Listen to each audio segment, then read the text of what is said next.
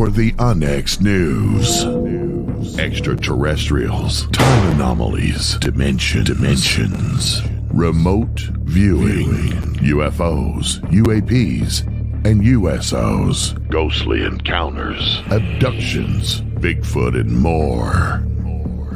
Your end of the week news source for everything unexplained.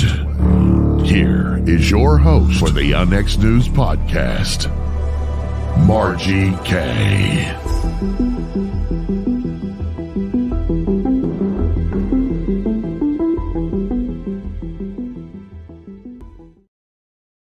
Hello and welcome to UNX News. I'm your host, Margie Kay, and we're here every Friday evening. Glad you could join me this evening. We've got the XCon coming up. So, as you may have noticed, a lot of my guests lately have been speakers that are coming up at XCon, and I have two with me this evening. Of course, XCon is being held in Springfield, October 30th through November the 1st. And if you go to unxnetwork.com and register, use the promo code UNXSUB. You will get a 40% discount. Okay? Use the promo code UNXSUB and go register right now for XCon. At any rate, you've got to register by the 27th because that is the cutoff date. Okay. My guests this evening, I have two really great guests. Ronald Meyer owns a film production company called Center Communications. He's produced and directed feature films, including the first feature film for Discovery Communications, Legend of the Spirit Dog. He is author of two novels with Mark Reeder and two other novels, their latest being Aliens 2035, The End of Technology. Ron leads flow workshops and is a 5th black belt in Aikido. Recently, he produced the #1 streaming documentary series on Amazon Prime about serial killers. And my second guest this evening is Alan Megargle. He's a filmmaker, event organizer, paranormal investigator, and Bigfoot researcher. He produced the film Minerva Monster and directed the films The Back 80, a modern-day Bigfoot encounter, Ghosts in Ghost Towns, Haunting in the Wild West, The Bigfoot Alien Connection Revealed, and the Friday night movie Alien Contact in the Rockies. Welcome to the program, gentlemen. Good to be here. Hi, thanks for having us. So glad you could join me this evening. We do want to give a little teaser about what you're going to be talking about at XCon. But first, I want to ask both of you, we'll start with you, Ron. How did you get interested in the paranormal? I think I've been interested in it since I was a kid. I mean, I have been, but I didn't know at the time that it was anything to pay attention to. I had my first non-dual experience when I was 12, which means myself disappeared and it was just the world. And I didn't know what that was. At one point, I was obsessed with astronomy as a young person. And I built a 6-inch telescope, a mirror telescope, and I put it up on top of a platform on top of my garage. And one night I probably had what you would call some sort of UAP encounter came at me. I don't think I was abducted, but I was quite excited it was quite an exhilarating experience. And I called around and checked and nobody else had any verification of such things. And then I've had many synchronicities over the years, but I got back into it in kind of a professional way when I was hired to do a series on Bigfoot by a company a fairly large company, a 5-part series called Chasing Bigfoot. And I got to meet Alan on that, my future son-in-law. But it also, after talking to many people and going on investigations and never finding any Bigfoot, I came across Jim Meyer, who's local here in Colorado, and he said, well, I don't think it's actually some form of, primate or missing human species. It's something that he called a paraphysical that had capabilities and agency beyond what humans normally have, which is why, they seem to disappear and have these weird properties of that are unexplained that no normal biological creature to this planet could do. And so that got me going in terms of what is that? What was he talking about? And so in order to do that, I said, well, the way I explore things is I do a movie about him. So I hadn't That'll touched, do it. I hadn't touched the alien side of things for a long time. So I was forced to get back into it and interview people who were, in that camp. And I found immediately that there was this division between the UFO, UAP people and the cryptid Bigfoot people and other kind of unusual paranormal experiences, even ghosts. And so my push now is to bring these together. Yeah, that's my thing too, because it is all connected in some fashion. Definitely, at least with the interdimensional part of this.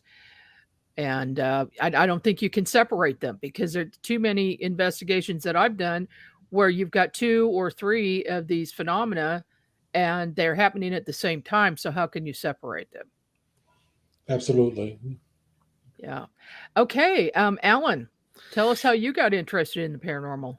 Yeah, just like Ron, I've been, into it since I was a little kid, watching the TV shows and things. And when I was in college, I had to do an English paper on compare and contrast, and I thought I'd do it on ghosts, sort of pro and con. And I grabbed my dad's old high-8 video camera and went to a haunted place that I found nearby and filmed a little investigation. And we captured some EVPs during that kind of blew me away and convinced me something was going on. So I dove more into that paranormal world, and then probably a decade later, I decided to do a cryptid investigation just on a whim as something fun to do, and had an experience on my first cryptid investigation where there was some trees were pushed over in front of us and there was no explanation for it. And it seemed like something was trying to keep us from going down the trail. And it was really interesting. And I grew up in Ohio, and I kind of got attached to the Ohio BFRO, the Bigfoot Field Researchers Organization, and some of their people trained me on how to do this and took me on investigations. And then I met up with Ron and started making, more films and things like that. So it's just kind of been a journey for sure. Tell me how the two of you got together and started working together. Well, do you want me to go? Sure. So I was running a Bigfoot camp out weekend in Ohio called Bigfoot Adventure Weekends. It's now in Colorado. So we're still doing that once a year where people come and we feed them all weekend and take them out and show them how to do all that. And when Ron was doing the Chasing Bigfoot series, he found us through some mutual people and online. And he asked if he could come to our camp out and see what it's about and film it for that. And that's kind of where we met and went from there. So there's an interesting anecdote. You might wonder, why is he my son-in-law, right? Yeah. So did you introduce your daughter to your future son-in-law then? Is that how that happened? So it turns out that in producing Chasing Bigfoot, I was using my daughter is very good at filmmaking as well, very talented, and she was interested in cryptids. In the paranormal, and as I said, I wasn't. So she said, "Can I basically produce this thing with you, and do the editing and some of the writing and all that?" So I said, "Sure, but you're gonna have to come out in the field with me when I'm out there filming these crazy investigations." So she came along to the Bigfoot weekend in Ohio, and as a good father does, I was looking at the interaction between her and this guy we're speaking to now. It's like, wow, this is interesting. What's going on here? And then the rest is history. As they say. Good history. Right. Yeah. So this Bradshaw Ranch investigation, how did that come about? It was, I was telling you, like my superpower, I'm going to ask you, Margie, what your superpower is that I've been led by synchronicities one after another for a long time. Mm-hmm. And I'm doing a follow-up to the Bigfoot Alien Connection Revealed. And I do these very slowly because I'm funding it myself. And we needed something to conclude with, because in the last one we did Owl Moon Lab. Did you ever meet Tobe Johnson in the Owl Moon Lab, which was this crazy paranormal thing in Oregon, where everything was happening, all the paranormal things, Bigfoot, ghosty things, UAPs, everything. So I needed something like that again. And Alan knew a person from Ohio, and we thought this would be a good thing, but it didn't work out. So one day, one evening, we decided we got to find something to do to fill that role. And the next morning I got up, and on my news feed, there was a story about Sedona. And it's, paranormal is famous for its vortexes and so on. Mm-hmm. And I said, well, maybe that's it. And I called up some person who does psychic readings.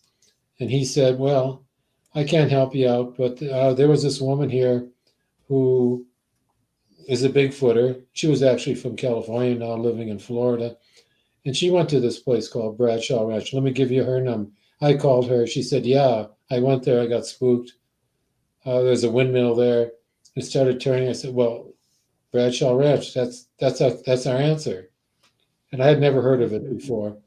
And within the next 2 days, I had contacted the original investigator, Tom Dongle, and he put me in touch with Melinda Leslie, who runs the UFO spotting things, and it's been many hours out at Bradshaw. Mm-hmm. And they both said there's this new guy they're both mentoring. His name is Jürgen Hess, and he goes out there all the time. So I called him, and he said, "Sure, I'll be your man on the scene. Come on out." So this all happened within 2 days, and I would say within the next 3 weeks we were out there beginning our investigation, and then we got great responses, and then we said we got to come back with more equipment, and we did in the spring of this year. And then we got the really good stuff. If you want to hear us talk about it, we can do that. Absolutely. Alan, can you tell us a little bit about some of the strange paranormal things that have happened at the Bradshaw Ranch? Yeah, so there's I guess we'd call it around a lot of energy out there in Sedona in general, vortexes and things. And this particular area just seems to have a portal to another world there, and everything happens. I mean, UAPs and cryptids and spiritual things, and we, over the course of 2 long weekends, we were able to pretty much experience it all out there. And we don't go with guns like at Skinwalker. No. We go with equipment and scientific equipment, and we take measurements, and we were able to corroborate personal experiences with multiple instruments, having readings that they weren't having before, and various things like that, thermal anomalies, and I mean, a little bit of everything. And then we were able to meet up with a scientist named Benjamin Lonetree, and he had a special device that he brought that he had designed, and we used that in our investigation, and we had remarkable things happen in the investigation. We corroborated it with video, and then he was able to use his device to basically tell us, here's what happened and when, because I have it all recorded. So it was pretty amazing. And this encounter with an alien intelligence, we had a Tesla coil set up at one point in the main room in the ranch house, the abandoned ranch house, and he was working on his computer to calibrate it, and they're 25 feet apart. And this alien entity was aware of both. We captured it touching the Tesla coil, touching the computer, spanning 25 feet. So it was clearly aware of we were there, what was there. And this lasted for over a half hour, where we continuously interacted with this alien intelligence. So it's not a simple little pop in the dark or something like this. And then there's a place we call it the place of high strangeness, between the 3 main structures. And we all had multiple experiences there, some not so pleasant.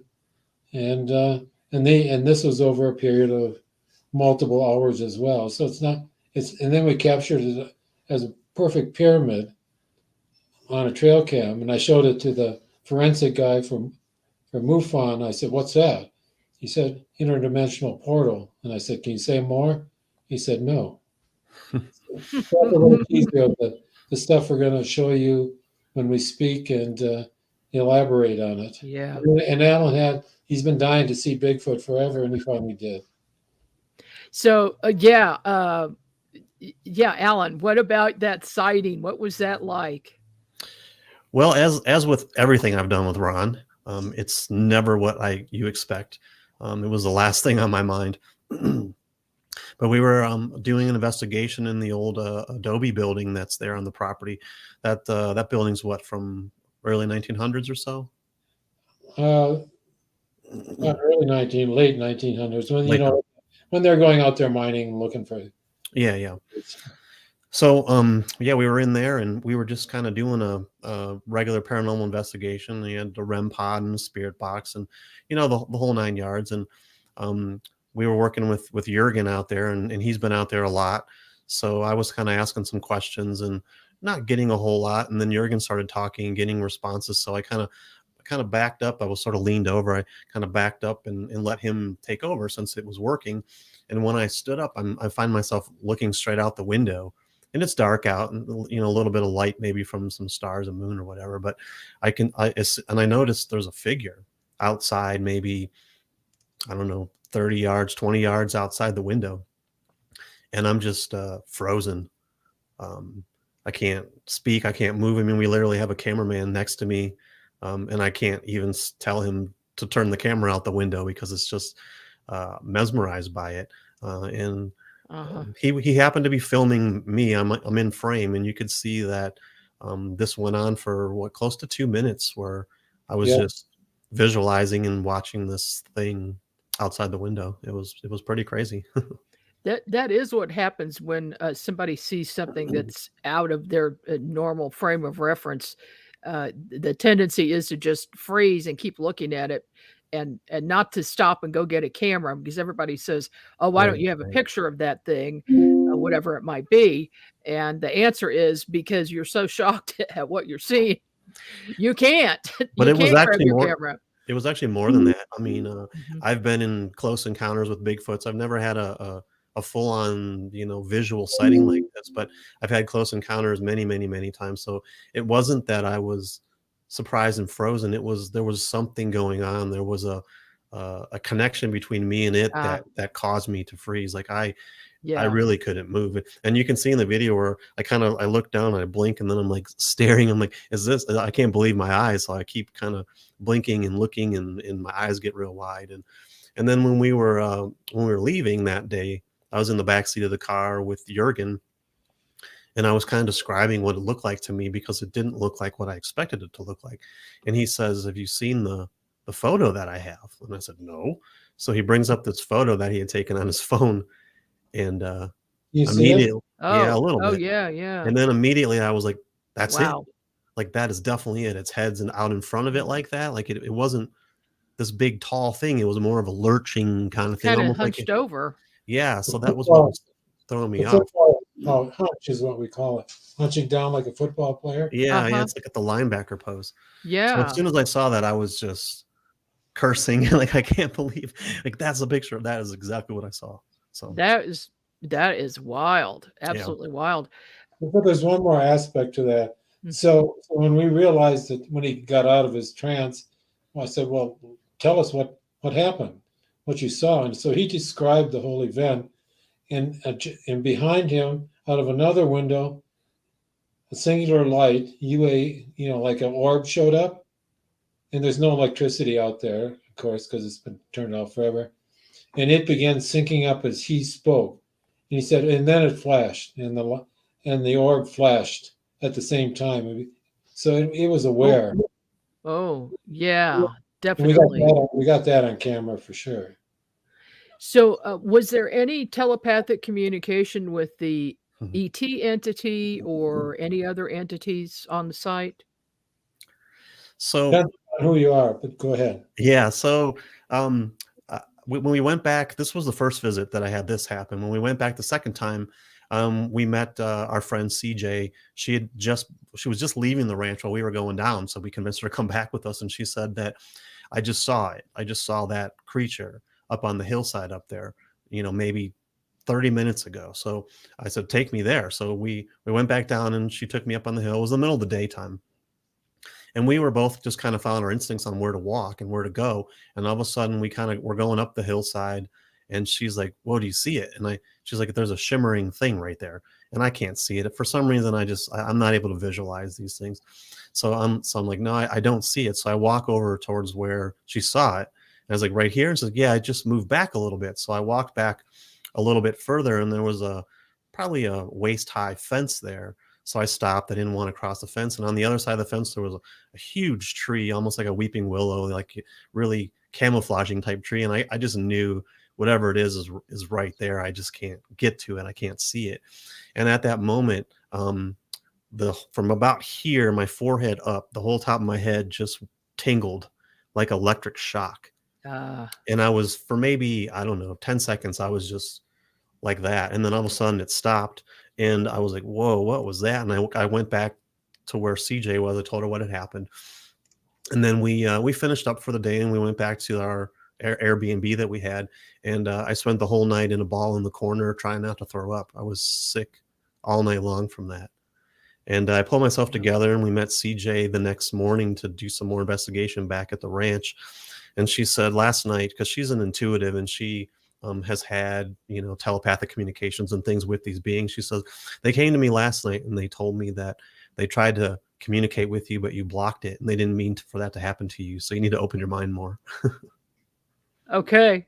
Yeah, that makes sense. They will do that. They'll find whoever the most psychic person is to communicate with. Yep. So I missed something that day. I don't know what it was, but next time I'll be ready. Yeah. And did you have anything to add to that, Ron?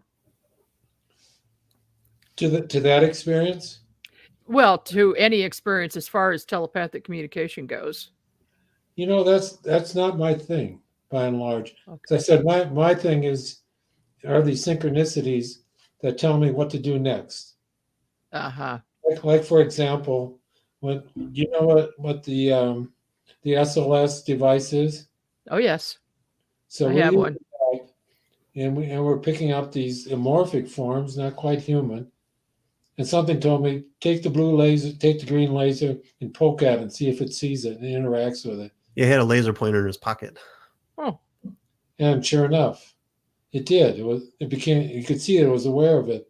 And then later, when we did our big investigation, the next night, it actually it had got enough energy to appear as a humanoid form. And it turned its head down. I grabbed my laser again, and it kicked it clear as day. Oh. Kicked the laser. And we got it on camera, and we got it recorded on Ben's computer, where these huge electromagnetic fluctuations are going crazy at the same time. Oh. Guess it didn't like that laser. Or it liked it a lot. One or the other. Either that, it's saying, "Hey, look, this is what we'll give you. We'll show you that we're intelligent and we're here.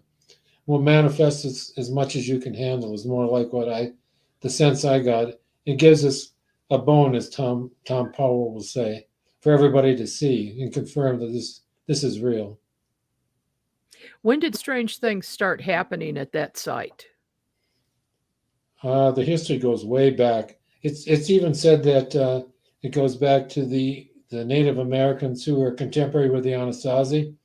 They have a specific name, but I can't remember because I couldn't pronounce it.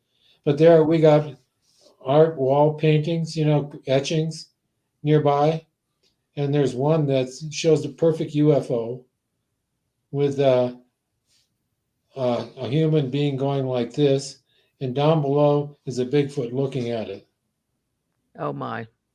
And that's like 1,800 years ago. Perfect representation of a sighting of a UFO. Okay, so forever, basically. Yeah, that sounds like a portal, a hotspot. Yep. Yeah, definitely. Jurgen took Brandon Fugel out there, and he tried to buy the darn thing. Oh, I bet he did. But, the government owns it. And there's also strange equipment out there that's been abandoned, multi-$1,000 equipment left behind. Who put it there? Kidding. Oh, yeah. sensors, power supplies. And Well, that's our government, right? well, it's on. That's what they do. They abandon expensive equipment. It's not the aliens doing it for sure. Yeah.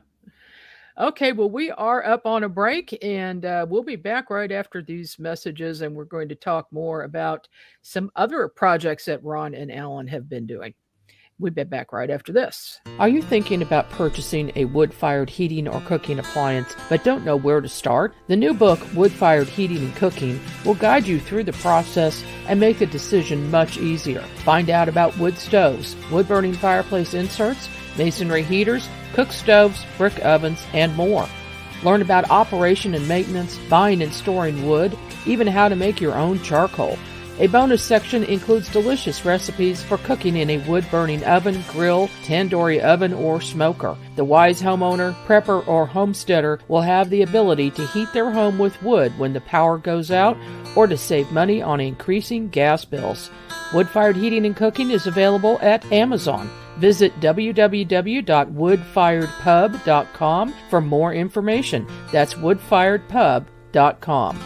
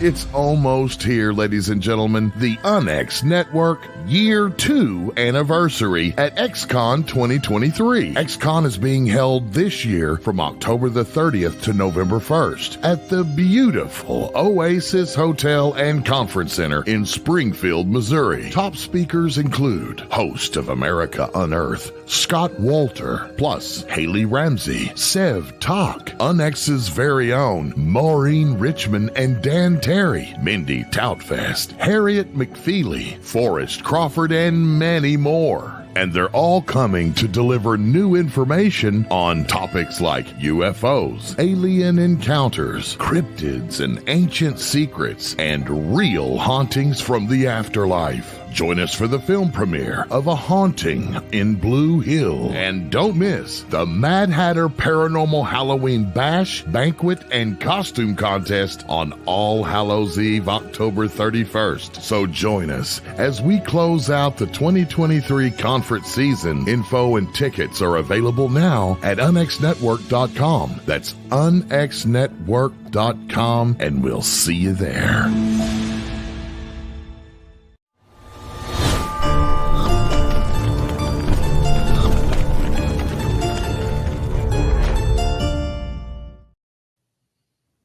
And we're back. I'm Margie Kay, and this is UNX News. And I'm here this evening with Ron Meyer and Alan Megargle. They are film producers and directors and writers, and they've done a number of, I would say, paranormal-related films, including studying the Bradshaw Ranch. And they're going to be talking about that at XCon coming up October 30th through November 1st. But now I want to move into, let's talk about A Haunting in Blue Hill. How did that come about for you, Alan? So one of the people I met through the Bigfoot world, his name is Kenny Collins, and he's the sort of resident Bigfoot guy of Estes Park, Colorado. He moved out to Blue Hill, Nebraska a few years ago. And he bought this old 130-year-old farmhouse, and he started having some strange activity going on when he was doing some updating, remodeling, trying to kind of save the house from falling in on itself. And when he went to go kind of check those things out, he found a strange room in his dirt cellar that's sort of underneath the house. You know, like you walk outside, you go around, and it has the big doors that open up and you go underneath. And in that room was a box, and in that box was a doll and an old German religious book and a piece of coal. And he removed those items from the house, and the activity seemed to stop. Okay. So he reached out to me and he says, I got this stuff that I don't want. I don't know what to do with. That seems to be tied in with some paranormal stuff. So he brought it to me, and I was surprised when I saw it. It wasn't quite what I expected.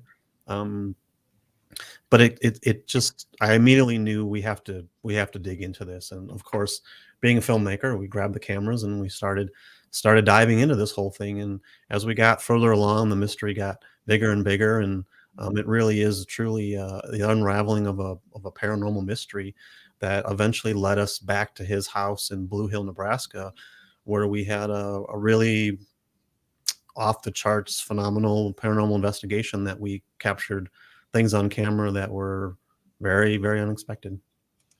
So was the doll really haunted? Yes. Yes. Yes. Okay.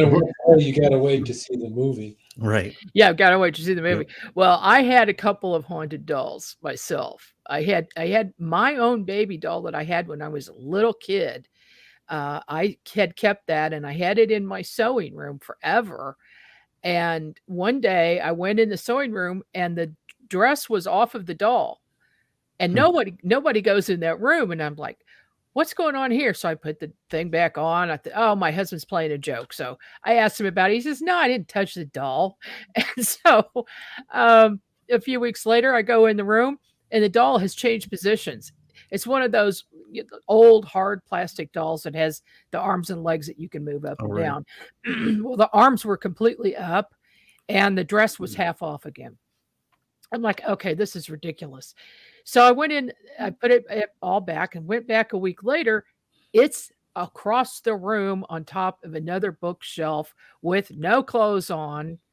And I said, okay, that's it.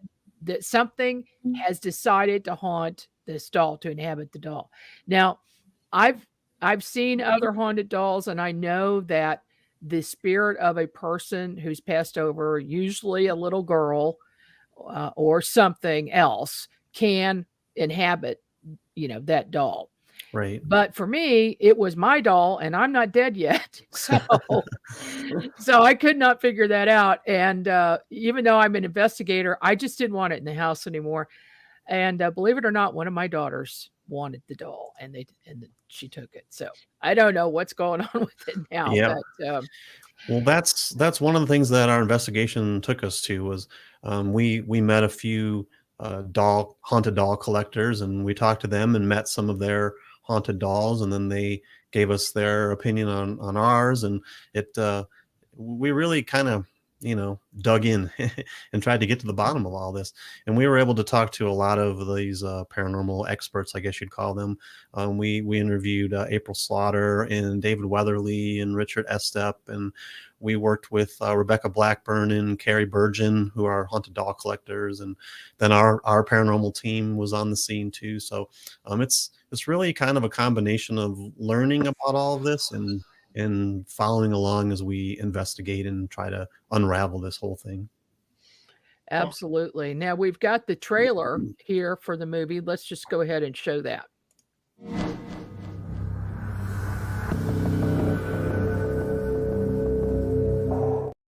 Sorry, that was the wrong one. Let me get the right one. Let me get the right one.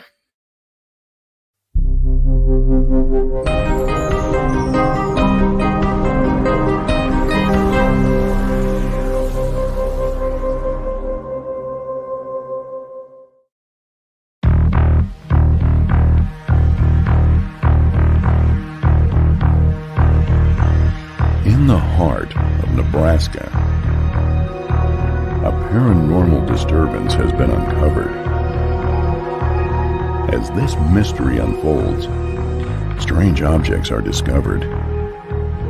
What do you get from it? I feel a real demonic energy off of it, but I also feel more than demonic, it's just plain evil. And there was a creepy door down there that was painted on with spots and different types of patterns. It just didn't seem right. And contact is made. It just touched me on the back of the neck. Will the spirits of Blue Hill be set free? Or will they be trapped for eternity?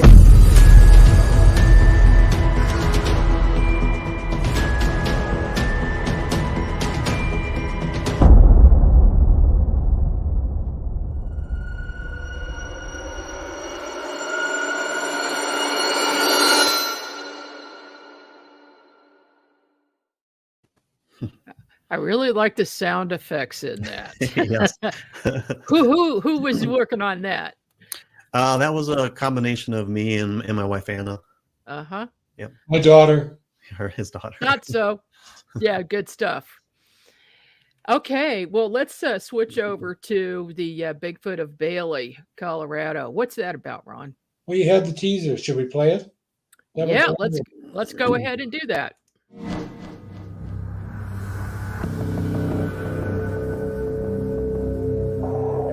Is there a place where the presence or the spirit of Bigfoot manifests itself in Colorado?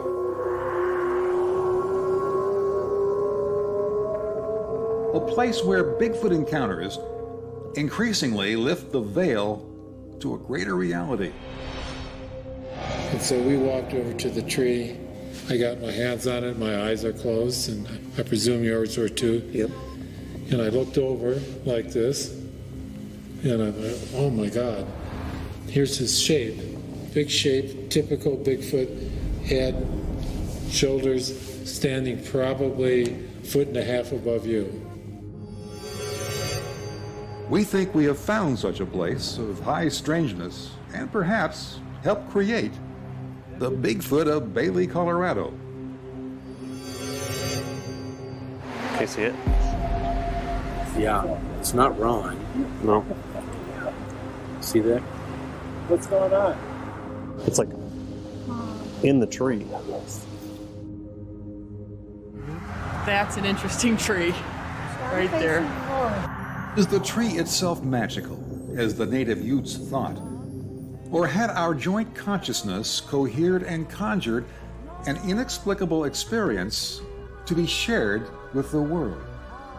Or was this an interdimensional portal opening up and allowing alien phenomena and technology, including the Bigfoot of Bailey, to briefly come through and interact with humans?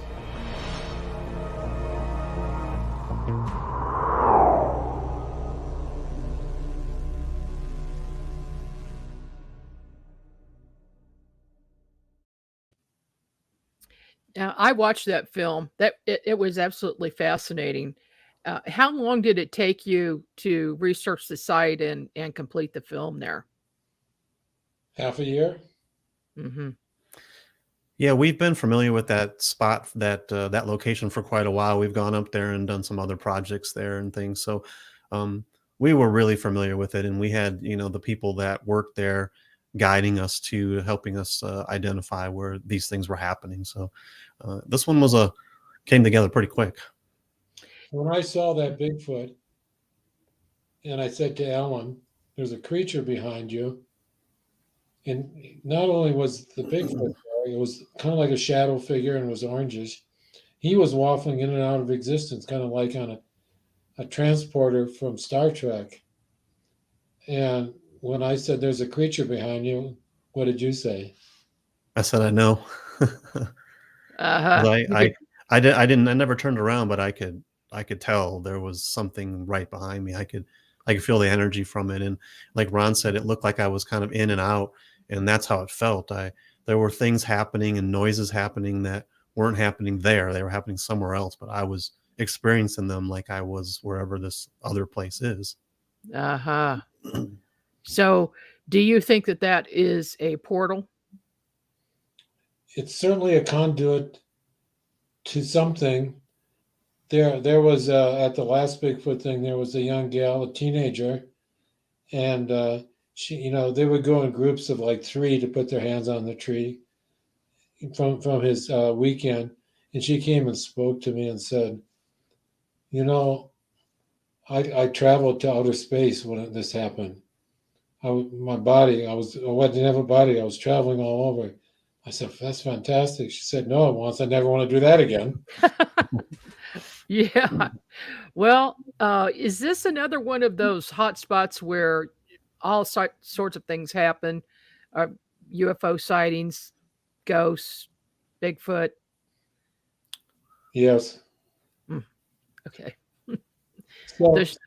So you could come to the Bigfoot weekend, and we're planning on doing a paranormal Bigfoot retreat where we can open people up and remove the impediments and work with the tree, because we brought them back a second time. This was the first time. It was a year ago last summer. And then we said, well, before we carry on too much, we should see if people can have the same experience. And they did. So that was a good verification. That's when the young girl had her experience. Everybody had some sort of altered state experiment. I would say 90% of the people who touched the tree and stayed there for a while had some sort of altered state experience, which is pretty remarkable, would you say? Oh, yeah, it sounds like it. Absolutely. There are certain places around the world that are very special that, these things seem to be hotspots, as they so-called. And we've got several in Missouri, and I've experienced them, and there's some crazy things that go on in this state. So, and as far as all of your investigations and your filmmaking is concerned, what would you say is the scariest thing that's ever happened to you? We'll start with you, Alan. I get this question a lot, and I have an interesting answer to it. Is that I think part of having these experiences and being open to them and having the opportunity to have more experiences is to not be afraid. So it's been a long time since any of these things have been viewed in my mind as fearful. I look at each one of these experiences as a special moment. It's personal to me. But having said that, I mean, if I go back before all this, there's definitely been some moments where I've had intense, scary moments, paranormal investigations. We were at the Stanley Hotel here in Estes Park, Colorado. It's the famous Stephen King wrote The Shining, or, kind of came up with the idea from The Shining from staying there. Oh, yeah. And we were in one of the rooms on the 4th floor where I can't remember his name now. Lord Dunraven is supposedly haunts this place. And we were doing a spirit box session with some investigators. And all of a sudden, I mean, we were in the dark. We had the lights off, but the whole room got darker. It just seemed like it got darker. And we all got more serious and just felt heavy in there. And like something had just come in. And I said to the spirit box, Lord Dunraven, is that you? Yes, sir. Oh, wow. Wow. Oh, I know the Stanley's haunted. I've been there, and I was actually shoved in the back. A hand pushed me forward, and it didn't want me to go in the closet. So I never put my stuff in the closet because it wanted me to stay out of there. And I think that was room 417, if I'm not mistaken. Okay, also, so that might have been where we were. I can't remember the room number, but yeah. Yeah, interesting. Ron, has anything ever happened to you that just scared the daylights out of you? Not really, not in the paranormal world. Oh, okay. No, not really. Yeah. Well, that's good. That's good. You're open to new experiences and have open minds, both of you, obviously, or you wouldn't be doing this work and having these neat experiences. And I'm sure that something new always comes up every time you go out to do this. Right? Unexpected. I've been a long time meditator, and I've done a lot of practice in terms of letting go with enlightenment intensive. So that probably has an impact on why I'm not spooked by these things, because I know a deeper truth in some way. Right. Right. Well, I'm a longtime meditator myself and a remote viewer. And I have remote viewed the Bradshaw Ranch a couple of times for different people who have been there and wanted to get some information. And wow, I saw a lot of things happening there. I saw an ET presence. I saw an ET presence that was didn't like machinery and was trying to thwart it. Was messing around trucks and vehicles. Have you ever had any trouble with your vehicles? Let me just ask you that, because I know there's something there that doesn't like them.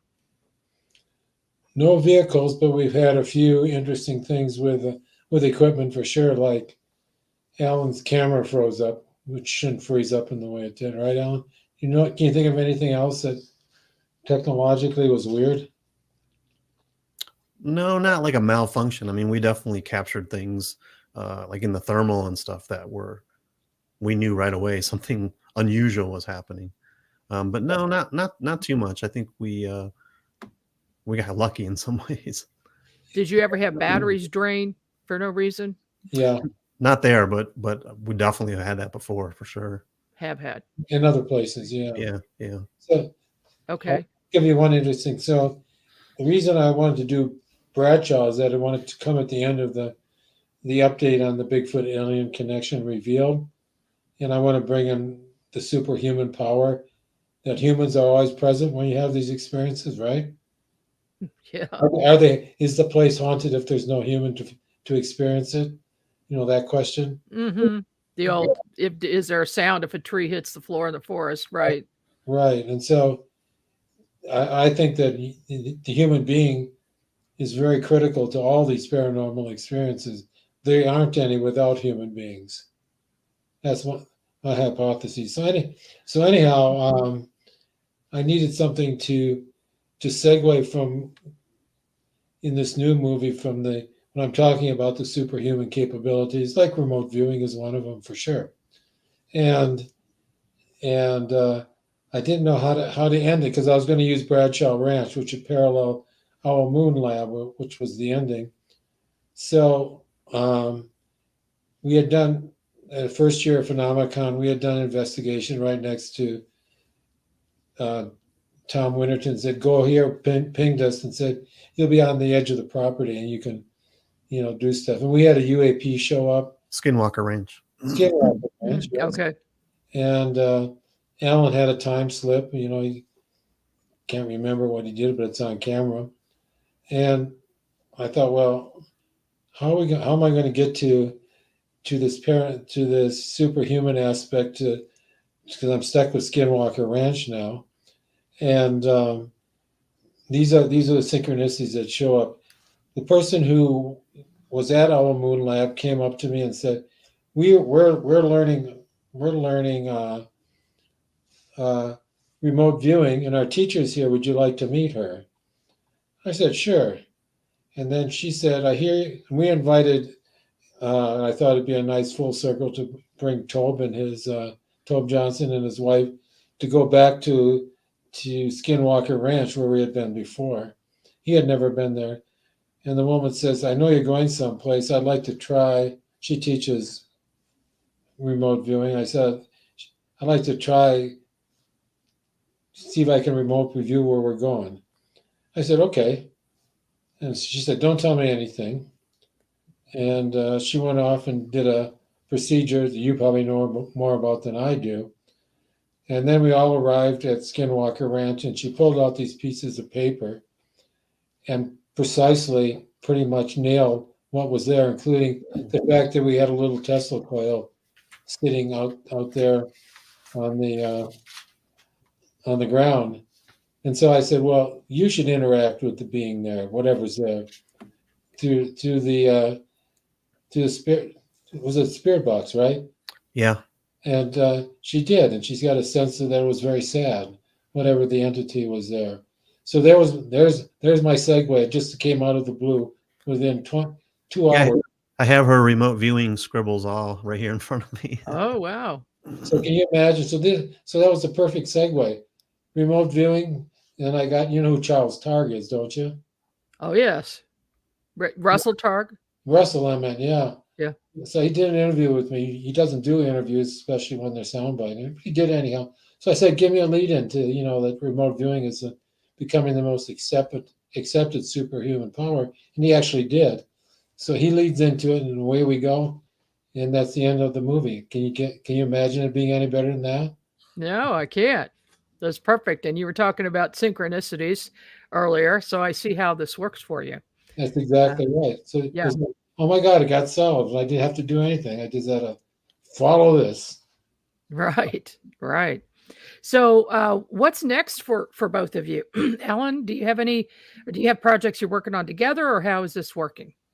There's quite a few things in the works. Some of them are wrapping up. Obviously, we're finishing up a haunting in Blue Hill right now. Trying to get that ready to go. Like Ron said, we're finishing up the Bigfoot Alien Connection update. I've got another film mostly filmed, basically following my friend Kenny Collins and his adventures in Bigfoot, because they take some very interesting turns. And that'll probably be something we'll wrap up next year. And of course, we're going to show the movie film premiere, A Haunting in Blue Hill, at XCon coming up this month. So really looking forward to that. How about you, Ron? Anything in the works? I'm sure you do. I have a couple of publishers that are looking forward to writing a book on Bradshaw Ranch, our investigation, because there's a lot of science that's hard to present in a movie. Mm-hmm. We talked to some, experts about things that are going on and what might be behind what's going on there, and the interdimensional portal aspect of it. One of the things that's most interesting is that one theory is that it's interdimensional because it's from a different universe that has probably slightly modified physical constants. Does that make sense to you? Mm-hmm. And Sure. when these two universes mesh in these places, for our biology, it doesn't work very well. We feel crappy. That's why I curled up in a ball. And I felt like crap, and everybody else, when we were at this place where the portal was, or we deemed it wasn't nice. And for example, we know that there are labs right now that are doing research in this, in a small lab setting, where they encounter the same experience of the problem with our biology not interfacing well with an alien universe. And so these creatures that come through, they need energy to manifest, which is why there's cold, because they're sucking energy from the surrounding so they can manifest. And the possibility of kind of infinite energy exists for us at these places. That's the technology they're after. It's the technology the Mormons are after. So I'd like to get some of that into a book that I just could deal with in a movie, which has a quick pace, and it's more experiential than intellectual in some ways, of course. That would also explain some of the government interest in the Bradshaw Ranch and the Skinwalker and other places. Absolutely. After the technology that's going on there. Absolutely. That's fascinating stuff. How can people see your films? Where can they buy them, see them, what? Well, the Bradshaw Ranch thing is not coming out until early next year, although it's done. We premiered it at Phenomenacon and got a tremendous reception there. So you have to wait for that, And, well, the Bigfoot of Bailey, Colorado is on Amazon. It's on YouTube. It's on Tubi, right? And maybe any other. So you can just, punch in any of those, and you'll either can see it for free or with commercials, or on Amazon you can rent it with no commercials. Yeah, and then I have my films and a lot of other video content on our National Paranormal Network, which you can find at nationalparanormalnetwork.com, or you can search that on YouTube. Okay. Well, thank you so much, gentlemen. It's been a pleasure this evening, and thank you for sharing some of what you have experienced. It's fascinating stuff. Thank you. See you in a few weeks, right? We absolutely will. We'll see you in a few weeks. Okay, this is Margie Kay with NX News, and we've wrapped up another Friday night for you. I'll see you here again next week.